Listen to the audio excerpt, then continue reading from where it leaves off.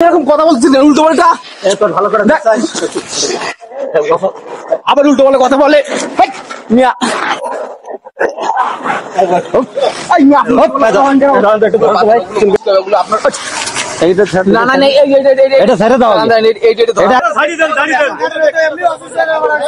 আর ওর গায়ে দেখেন কি গন্ধ।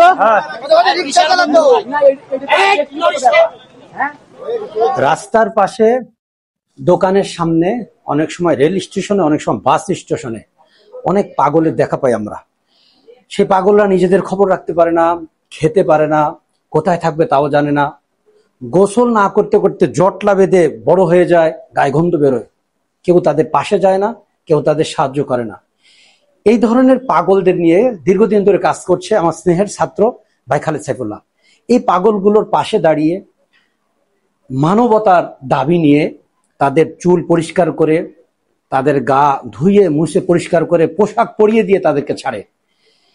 এই মানবতারও এই মেহনত, এই শ্রম দীর্ঘদিন দিয়ে আসছে। আপনারা ইতিমধ্যে দেখেছেন, আমাদের ইউটিউবে অনেক সমাদৃত হয়েছে খালেদ সাইফুল্লাহ।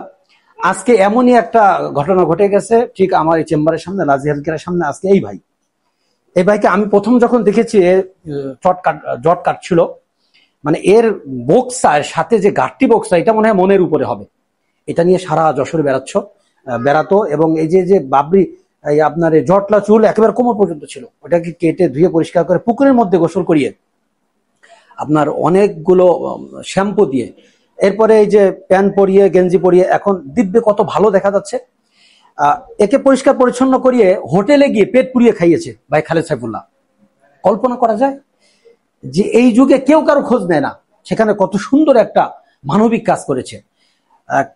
খাওয়ার শেষে আমি ওকে বললাম যে এখন এইভাবে ছেড়ে না দিয়ে ওর একটু প্রাথমিক ট্রিটমেন্ট যতটা পারা যায় করা যায় কিনা। তো এখন এর সাথে কথা বলে যেটা বুঝলাম, সম্ভবত এর ঘাড়ে কোনো খারাপ জিন্নাত আছে।